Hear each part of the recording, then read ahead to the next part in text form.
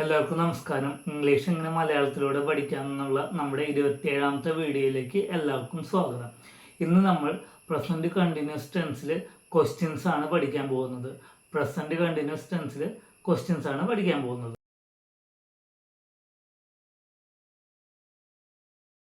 Is, R, ആം, ആകുന്നു എന്ന് വരുന്ന ഈ 3 വാക്കുകളിൽ ഏതെങ്കിലും ഒന്ന്, അതിനുശേഷം സബ്ജക്റ്റ് അല്ലെങ്കിൽ കർത്താവ്, അതിനുശേഷം വെർബിൻ്റെ പ്രസന്റ് ടെൻസും ING ഫോമാണ് ഇതിൽ വരുന്ന നിയമം.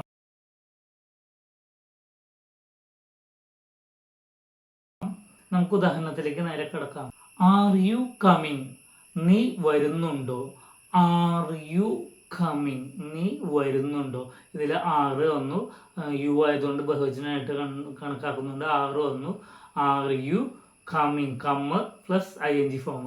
ആർ യു കമ്മിങ്, അത് കഴിഞ്ഞ് ക്വസ്റ്റ്യൻ മാർക്ക് ഇടാൻ മറക്കരുത്. നീ വരുന്നുണ്ടോ എന്നാണ് അതിൻ്റെ അർത്ഥം വരുന്നത്.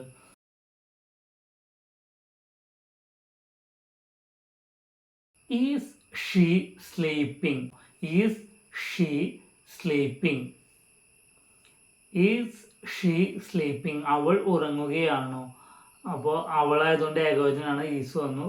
Is she sleep plus ING sleeping, അവൾ ഉറങ്ങുകയാണോ?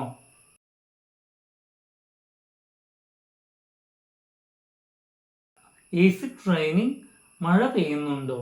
ഈസ് ഇറ്റ് റെയിനിങ്, മഴ പെയ്യുന്നുണ്ടോ?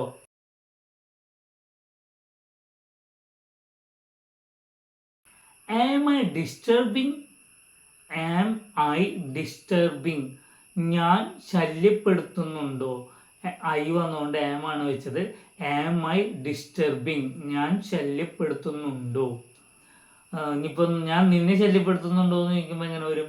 ആം ഐ ഡിസ്റ്റർബിങ് യു എന്ന് വരും.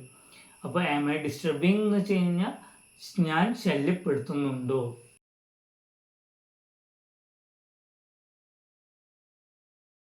വാട്ട്, വെന്, വിച്ച്, ഹൗ എന്നിങ്ങനെയുള്ള ക്വസ്റ്റ്യൻ ഫോമുകൾ വരുമ്പോൾ എന്താണ് ഉപയോഗിക്കുക എന്നുള്ളത്. ആദ്യം ആ ക്വസ്റ്റ്യൻ ഫോം ഏതാണോ അത് എഴുതുക. വാട്ട് അല്ലെങ്കിൽ വിച്ച്, വെന് അങ്ങനത്തെ എഴുതുക. പ്ലസ് സബ്ജക്റ്റ് ഏതാണോ, സിംഗുലറിൻ്റെ ആണെങ്കിൽ സിംഗുലറിൻ്റെ ഈസ്, ഇനി സബ്ജക്റ്റ് ഐ ആണെങ്കിൽ ആം, ഇനി അതല്ല സബ്ജക്റ്റ് പ്ലൂരൽ ആണെങ്കിൽ ബഹുവചനാണെങ്കിൽ ആറ് എന്നിങ്ങനെയുള്ളതിൽ ഏതാണോ വയ്ക്കുക. അപ്പോൾ വാട്ട്, ആർ, പിന്നെ നമ്മുടെ സബ്ജക്റ്റ് ഏതാണോ അത് വയ്ക്കുക. അത് കഴിഞ്ഞ് കഴിഞ്ഞാൽ വെർബിൻ്റെ ING ഫോം. ഇതാണ് ഇതിൻ്റെ നിയമം വരുന്നത്.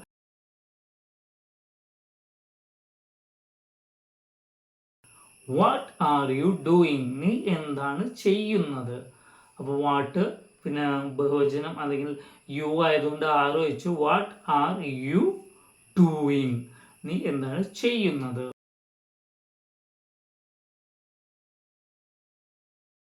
Where is he going, where is he going, he ഏകവചനം ആയതുകൊണ്ട് ഈസ് വെച്ചു. ആദ്യം വേർ, പിന്നെ ഈസ്, പിന്നെ ഹി ഗോയിങ്, അവൻ എവിടെയാണ് പോകുന്നത്?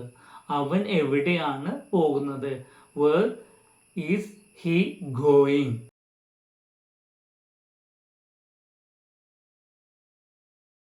ഹൗ ഈസ് ഷീ ഫീലിംഗ്, അവൾക്ക് എങ്ങനെയുണ്ട്?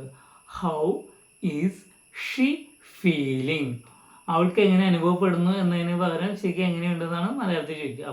ഹൗ ഈസ് ഷീ ഫീലിംഗ്, അവൾക്ക് എങ്ങനെയുണ്ട്?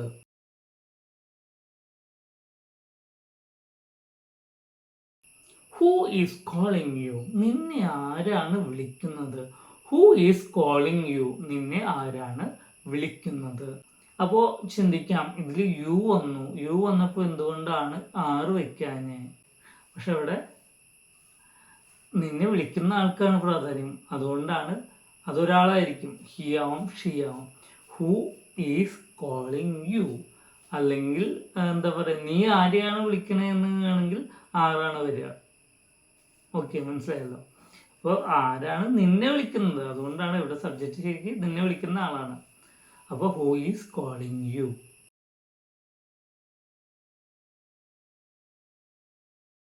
Which bus are you waiting for, നീ ഏത് ബസ്സിനാണ് കാത്തു നിൽക്കുന്നത്? Which bus are you waiting for, നീ ഏത് ബസ്സിനാണ് കാത്തു നിൽക്കുന്നത്?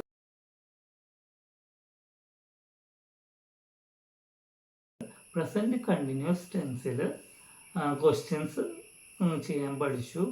അപ്പം ഇനി അടുത്ത ക്ലാസ്സിൽ നാളെ കാണാം. എല്ലാവർക്കും നന്ദി, നമസ്കാരം, ശുഭദിനം നേരുന്നു.